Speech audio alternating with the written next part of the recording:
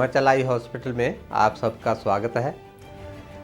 ये मुझे सौभाग्य है कि मुझे हिमाचल आई हॉस्पिटल को आप लोगों के लिए इंट्रोड्यूस करना है। और अगर मैं पीछे जाऊं तो हमने हिमाचल आई हॉस्पिटल 1994 में आपके शहर कालका में शिमला से आके शुरू किया। शुरू में हमने जो उस समय में अच्छी से अच्छी मशीनें उपलब्ध थी वो हमने इंस्टॉल करी और उसके द्वारा आप लोगों को सेवाएं दी। शुरू में अगर बात करें तो कैटेट सर्जरी या अन्य सर्जरी बिना माइक्रोस्कोप के की जाती थी। उसके बाद माइक्रोस्कोप का दौर आया तो हमने 2 साल के अंदर ही माइक्रोस्कोप इंस्टॉल किया और माइक्रोस्कोपिक सर्जरी उपलब्ध करवाई। 1994 के बिना स्टिच के सर्जरी जो है शुरू होगी और इसको भी हमने 1 साल के भीतर ही अडॉप्ट किया और कुछ ट्रेनिंग के बाद इसको आप लोगों को उपलब्ध करवाया। इसके 2-4 साल के भीतर ही फेको का प्रचलन, जिसमें बहुत छोटे कट से फोल्डेबल लेंस डालने की विधि सामने आई, फेको मशीन और अपग्रेडेड माइक्रोस्कोप जो है चेंज किया। इसी की लिंक में अगर कहें फर्दर हमें अभी बीच में जैसे समय समय पर हमें लगा कि और इक्विपमेंट को इम्प्रूव करने की ज़रूरत है, तो फर्दर जो है अब हाई एंड मशीन हमने जो है लगभग 4 साल से इंस्टॉल की है, जो आज के दौर में, आज के समय में अगर मैं आसपास की तुलना करूं तो हरियाणा में लगभग 10 मशीनें होंगी और हिमाचल में अगर मैं जिक्र करूं तो लगभग 1 या 2 मशीनें होंगी। तो इसको हम एक तरह से टॉप एंड मशीन कहते हैं। अब टॉप एंड मशीन के साथ काम करने के लिए हमें माइक्रोस्कोप को भी अपग्रेड करना था, तो माइक्रोस्कोप भी हमें अपग्रेड करना पड़ा। तो ये जो मशीनें हैं ये यूएस बेस्ड मशीन है फेको की, जिसको इन्फिनिटी मशीन कहते हैं हम, और माइक्रोस्कोप जो है जर्मन मेड है, जिसको जाइस माइक्रोस्कोप कहते हैं। तो एट प्रेजेंट मुझे ये कहने में कोई दुविधा नहीं है, आज के समय में हमारा सेंटर जो है एक तरह से कैटेट सर्जरी के लिए एक हाई एंड, एक कह सकते हैं एडवांस सेंटर के रूप में आपके सामने खड़ा है।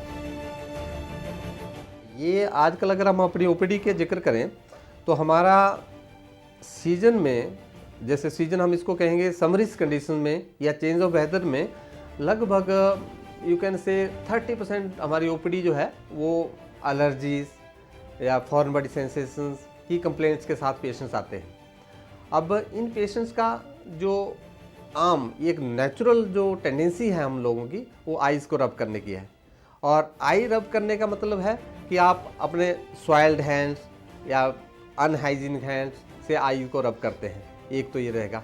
दूसरे, आई रबिंग से हमारे जो यू कैन से कि जो हिस्टामिन रिलीज है वो भी थोड़ा सा आई थिंक ज़्यादा रिलीज होता है, लेकिन जो आई को की हेल्थ के लिए थोड़ा डैमेज रहने का थोड़ा रिस्क रहता है। जैसे कि अगर मान लो कोई फॉरेन बॉडी आँख में है, you rub it, you scratch the eye और उसमें जख्म आने का खतरा बढ़ता है। उसी तरह एलर्जीज़ में बच्चे जो है या जिसको भी क्रॉनिक एलर्जी है उनको रेगुलर जो है आई रब करने की आदत रहती है। उससे एक अभी रिसेंटली कुछ बातें सामने आई हैं कि जो लंबे समय से जिनको एलर्जी रहती है, जिसे हम BKC भी कहते हैं, इन लोगों में क्रेटोकोनस थोड़ा ज़्यादा देखा गया है। तो हम तो आजकल बहुत जोर दे के कहने लगे हैं कि रब आँखों को ज़्यादा रब ना करें और ज़्यादा अगर किसी को खारिश है तो गीला रुमाल, कोल्ड कंप्रेसेस यूज़ कर सकते हैं। अदरवाइज़ और कुछ कंडीशंस अगर लें, जैसे ड्राई आई में भी पेशेंट को रब करने की टेंडेंसी रहती है, उसमें लुब्रिकेटिंग ड्रॉप्स पेशेंट प्रिस्क्राइब करा सकता है। खासकर अगर ग्लूकोमा का मैं जिक्र करूं तो ग्लूकोमा को हम एक तरह से एक क्वाइट या कहते हैं कि चुपके से आने वाला चोर कहते हैं, जो कई बार पेशेंट को इसका सिम्टम जो है पेशेंट को अच्छे से मालूम नहीं चलते और धीरे धीरे विजन जो है पीछे चला है। कुछ तरह काला मोतिया होता है जिसमें दर्द से पेशेंट आता है, उसमें थोड़ा हमें डायग्नोसिस में भी थोड़ा इजी रहता है और उनका इलाज भी थोड़ा ठीक रहता है। जबकि जो बिना दर्द वाला काला मोतिया है उसको हम थोड़ा जोर दे के कहने वाली बात है कि पेशेंट को इसके बारे में काउंसलिंग करके ये थोड़ा बताना पड़ता है कि इससे जो नज़र जाती है वो वापस नहीं आती। तो हम क्या करते हैं कि जितनी डैमेज हो चुकी है उसी को रोकने की कोशिश करते हैं और पेशेंट को ये जोर दे के कहना होता है कि देखिए जो नज़र डैमेज हुई है वो उसका तो नहीं कर पाते, इसीलिए इसको काला मोतिया कहते हैं। लेकिन जो हम बचा सकते हैं उसके लिए दवाई का सेवन, डॉक्टर के साथ फॉलो अप बहुत रेगुलर रहना बहुत ज़रूरी रहता है। इसके बावजूद हम और कुछ टेस्टों के लिए पेशेंट को समय समय पर कहते हैं, जैसे कि स्कैन करना, फील्ड टेस्ट करना, जिससे हमें मालूम चले कि दवाई लेने के बावजूद हमारा डैमेज जो है अभी कंटिन्यूड तो नहीं रह रहा। तो ये एक ज़रूरी बात है कि कई बार प्रेशर जिसको हम मेनली जो ट्रीट करते हैं उसके कम होने के साथ भी कई कुछ पेशेंट्स का डैमेज जो है कंटिन्यू रह सकता है। तो इसलिए ये ज़रूरी रहता है कि पेशेंट को फॉलोअप में रहने के लिए हम उसको जोर दें।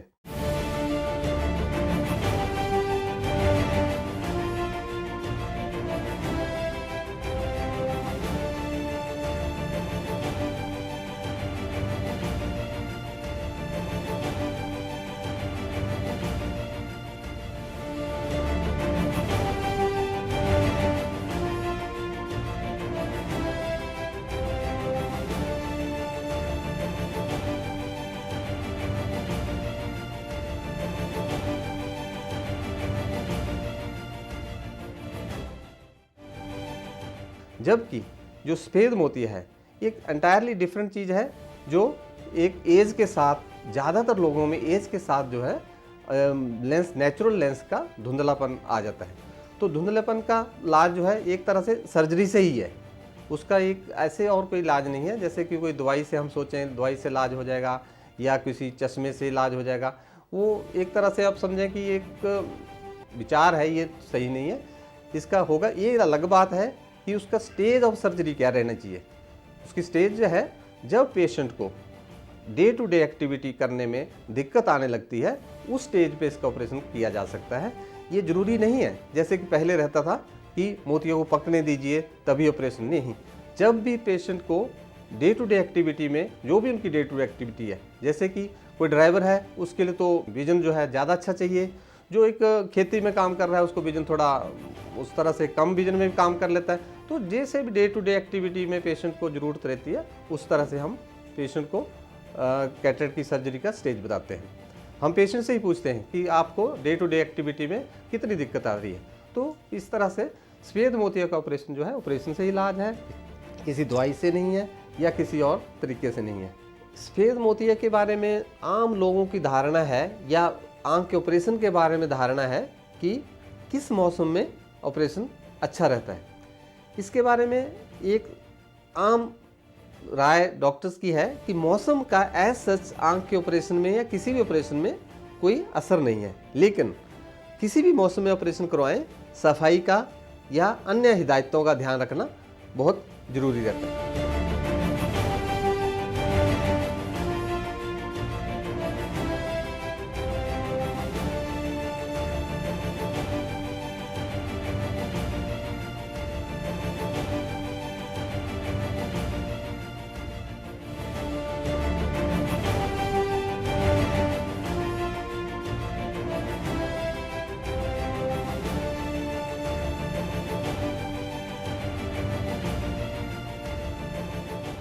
As far as retinal diseases are concern, retina की बीमारियों के बारे में अगर बात करें तो ये एक तरह से पोस्टीरियर सेगमेंट हम जिसको कहते हैं, आम तौर पे पेशेंट लेट आते हैं। तो इसके बारे में अगर हम आपसे बात करें तो एक इम्पॉर्टेंट बात रहती है डायबिटीज़ के बारे में या आपसे फॉर द हाइपरटेंशन।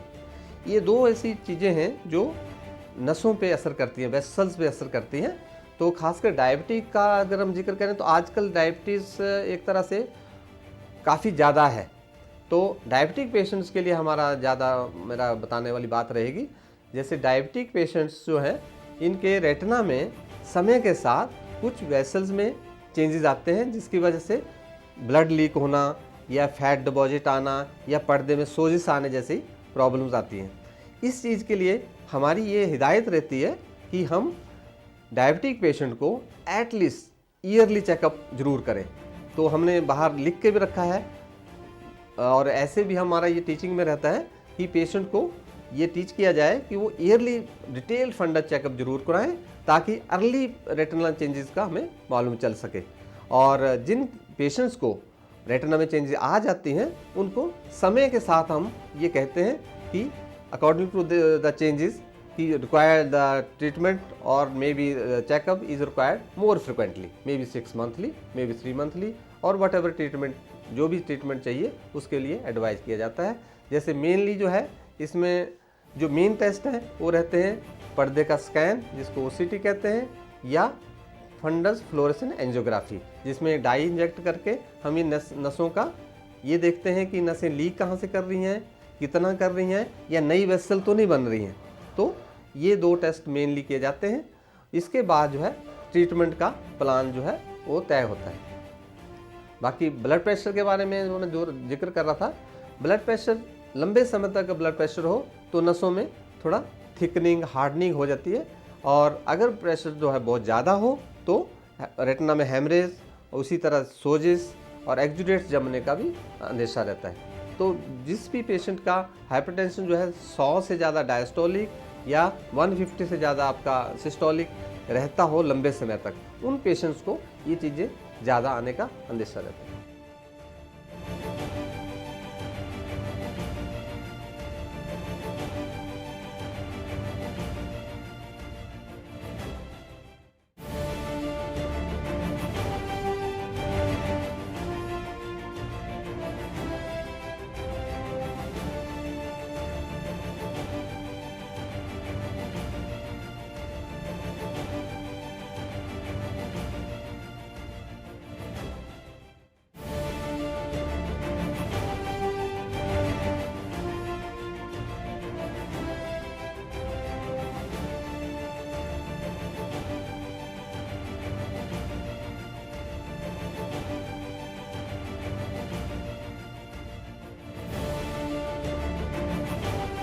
एक पूछा जाता है कि सर क्या चश्मे के अलावा और क्या क्या ऑप्शंस हमें अवेलेबल रहते हैं।